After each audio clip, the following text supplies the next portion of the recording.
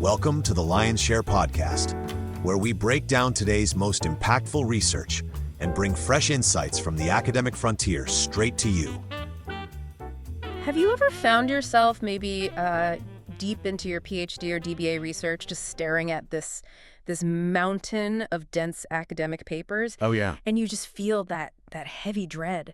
You know the brilliant stuff is in there, the theories, the methods, but it feels like this, I don't know, impenetrable fortress of text. Yeah, absolutely. It's a wall. I've totally been there. I distinctly remember trying to compare like two conflicting theories for my dissertation, spread across maybe a dozen articles, each marked up in its own completely chaotic way. I'd be flipping through trying to recall which paper argued what about some specific point. You remember where you saw that one methodological critique? Exactly. It wasn't just messy. It felt like I was like losing brain power just managing the info instead of actually thinking about it, like hunting for a needle in a haystack, a really, really big haystack. That feeling, that cognitive overload, it's incredibly common, especially when you're trying to synthesize a huge amount of literature, for comps or the dissertation itself. So what we're diving into today, it's not just about organizing papers. It's more like giving you a strategic advantage, a kind of visual, intuitive map for navigating all that dense material. A map. I like that. Yeah.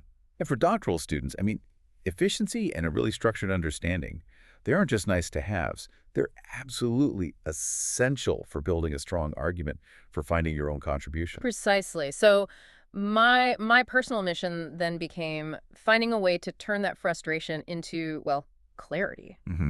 So our mission today is to unpack this intuitive, color-coded highlighting system.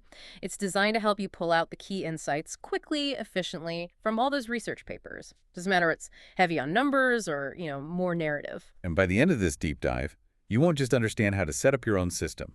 You'll get why it can seriously change your whole reading process. Okay. From being this chore into more like a quest for knowledge, almost like being a detective. Spotting clues, you'll start seeing connections, maybe gaps you just couldn't see before. That sounds promising. And yeah, we'll point you to a little one-page cheat sheet too, just to help you get started right away, make it super easy. Okay, so let's unpack this system. I mean, we've all highlighted papers before, right? Scribbling notes in the margins, underlining. Sure, standard stuff. But for me, that often just led to more chaos. My desk would be covered in papers, all marked up differently. It was just, overwhelmingly inefficient, especially when trying to synthesize like a whole field of research. Right, you need synthesis, not just notes. I needed order, not just for the physical papers, but for the ideas inside them. I needed to see the patterns, not just, isolated sentences. And what's really interesting is how that personal feeling, that frustration you described, it actually lines up perfectly with some deeper cognitive principles. Oh, really? How so? Well, for visual thinkers,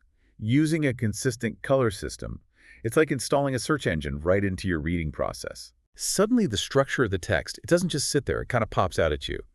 And that seriously reduces cognitive load. It frees up your mental energy, not for remembering where you saw something, but for the real work.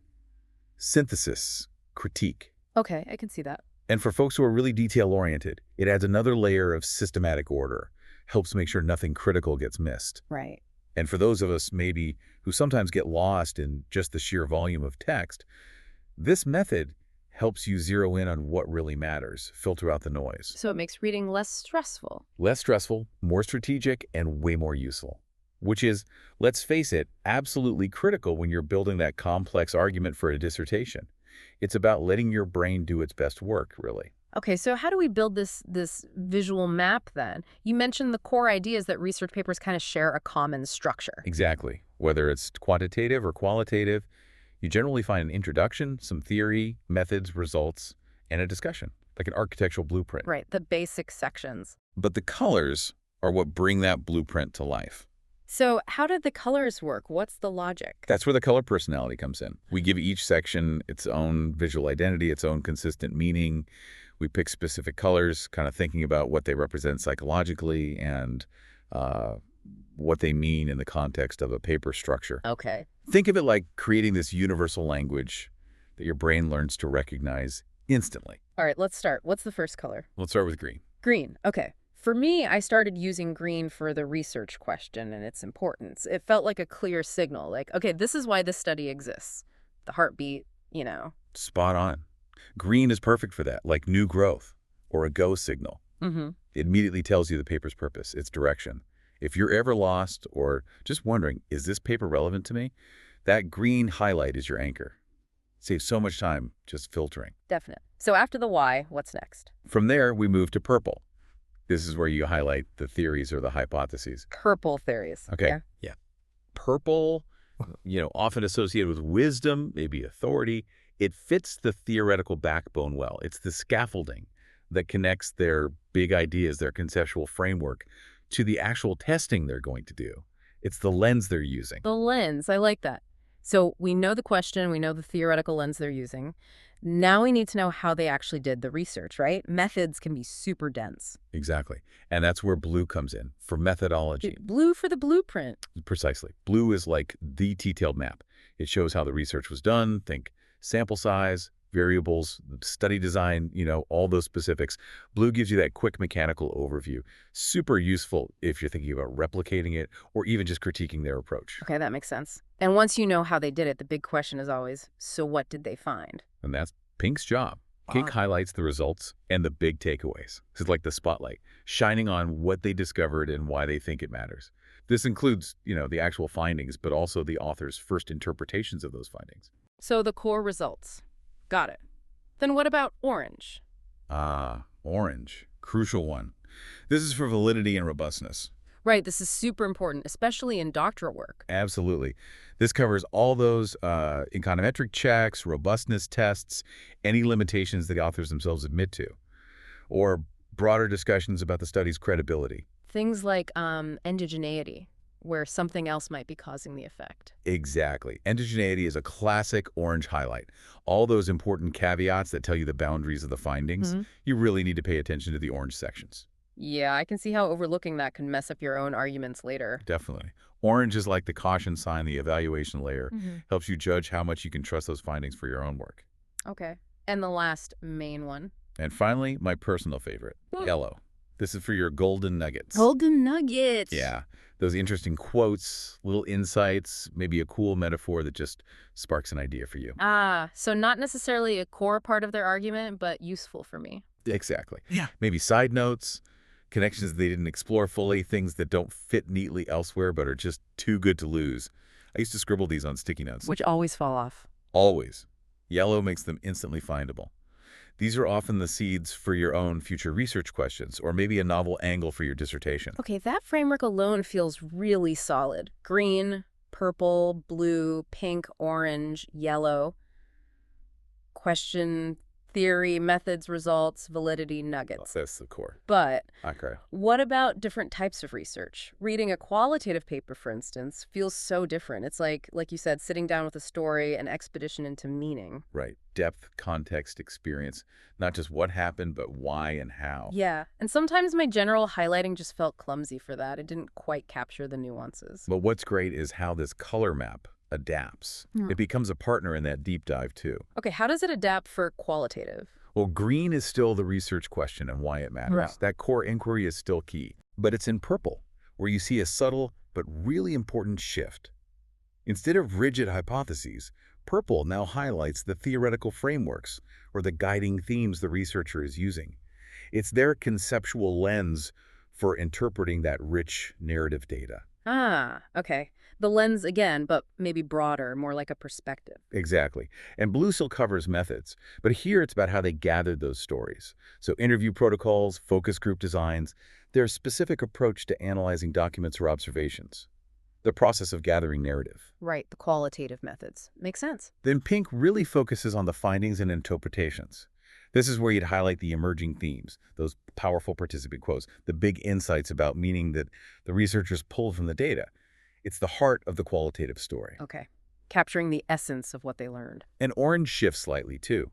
Here it captures things like credibility, dependability, transferability, maybe reflexivity. Essentially, how the authors show their work is trustworthy and rigorous within a qualitative paradigm. It's about the quality of the interpretation. That's key for qualitative rigor. Got it. And yellow. Still for those golden nuggets. Standout metaphors, evocative phrases, powerful takeaways that spark your own ideas or connect dots for you. Things that capture the spirit of the findings. Okay, yeah, those are gold in qualitative work. They convey so much. So using these colors, you start to see the rhythm of the qualitative story laid out visually. The question, the lens they used, how they gathered the story, and the rich meaning they found. It makes diving into those complex experiences feel much more structured. I can see that. It helps organize the narrative flow. Okay, so now let's flip sides. What about the number-heavy stuff? Quantitative tables. Right. Data, stats, patterns, answering how much, how often, what's the effect? My first reaction to those was sometimes just seeing a wall of tables and equations. I'd occasionally lose track of the main argument. Very common feeling. But the color system works beautifully here too. Stops it feeling like a wall. How does it apply? So green is still your anchor. The research question, often clear in the abstract or intro, still the heartbeat. Purple is back to theories or specific hypotheses. But now it's really about the scaffolding connecting theory to those testable empirical predictions. The conceptual model being tested with numbers. Got it. The specific relationships they expect to find. Exactly. And blue details the methodology. The precise sample size, how they measured variables, the operationalization, the specific study design, experimental, survey, whatever. It's all about precision in measurement and data collection. Crucial for judging generalizability. Right, the nitty-gritty technical details. Then pink again highlights the results and takeaways. But here you're looking for the actual coefficients, the p-values, effect sizes, and crucially, the author's interpretation of what those numbers mean regarding their hypotheses. It's the story the stats tell. Not just the number, but what it signifies. Precisely. And orange is arguably even more vital in grunt work. It covers validity. All those robustness checks, sensitivity analyses, discussions about endogeneity, stated limitations, anything that affects how much confidence you can place in those numerical findings. Yeah, essential for critical appraisal. Definitely. And yellow. Still those nuggets.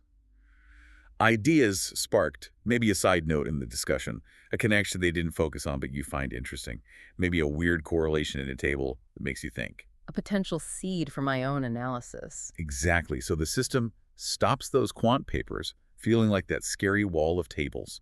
It turns them into a clear, color-coded roadmap. You can go back and quickly grab specific stats or check their methods easily. Invaluable when you're writing up your own analysis or lit review. Okay, so we've seen how it works for both qual and quant. Let's picture using it day to day. You've got that stack of papers for your next chapter.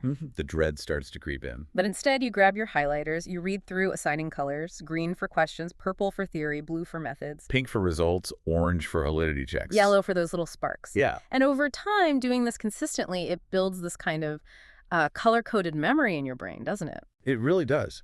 When you look back at a paper you marked up this way, you don't just see text. You see its structure, its argument, its strengths, its weaknesses mapped out. And that makes actually using the papers so much faster. Oh, way faster. Referencing, writing, comparing papers, finding specific bits of evidence. The cognitive load just plummets. Imagine needing to quickly find all the studies that used, say, a specific statistical technique. Just scan for the blue sections. Exactly. Or comparing how different authors interpret similar findings. Scan the pinks. It speeds things up enormously during that intense dissertation writing phase. This sounds incredibly useful, very structured. But what if my field is kind of niche? Or my research changes direction? Am I locked into these exact colors and meanings? What if I'm doing really interdisciplinary work? That's actually one of the best parts, especially for doctoral students. The system is totally flexible. Oh, good. Absolutely. You can add new colors. You can tweak the meanings to fit your specific field or where your research is heading. Well, maybe a PhD student in public policy adds a brown for policy implications. Or someone in education adds a specific color for pedagogical strategies. Maybe a light blue for future research questions suggested by the authors. Ah, okay. So you can customize it. Completely. That's the real beauty of it. It's not rigid. It grows with you and your project. It becomes your own personalized tool, reflecting the unique shape of your own scholarly journey. That makes it much more powerful, I think. It's not just a system you follow, but a tool you shape. Moving from just consuming info to actively, constructing your knowledge base. Exactly. And to help you start that construction, we put together that one-page cheat sheet. Or a download. Yeah, you can download it, keep it handy. It's got the basic colors and meanings all laid out. Print it, stick it by your desk next to your highlighters. It's your quick start guide. So really, whether you're tackling those super dense research papers for your doctorate, or maybe even just exploring strategy books or other complex texts, this color coding system sounds like a genuine game changer. It can be. It turns that sea of words into a visual guide. Helps you spot the key stuff, remember ideas, connect concepts way more effectively. You move from being overwhelmed to being in control. And it's really not just about being organized, so that's huge. It's about accelerating insight. How so? As you use it consistently, you just start noticing patterns across papers that maybe you'd miss otherwise. You spot contradictions more easily, identify gaps where maybe your research could fit. Seeing the bigger picture emerge from the colors. Yeah. Your reading starts to feel more intuitive. Your ability to synthesize information gets a serious boost. And that leads to a stronger, more coherent, more impactful dissertation. And always remember, you can customize it. Make it truly yours. So the call to action is clear. Grab some highlighters. Start transforming your reading experience today. Seriously, just give it a shot on the next few papers you read. Try it out. And don't forget to download that cheat sheet to get you started right away. And maybe as you start using this system, think about this. It's not just helping you understand the papers you read better. How might this visual way of organizing information actually start to shape your own research questions? Ooh, interesting. Could it help you spot those gaps, those novel connections, and maybe even entirely new theoretical paths that were hidden in plain sight before? Think about how it could actively guide your next discovery, or really sharpen the unique contribution your dissertation aims to make.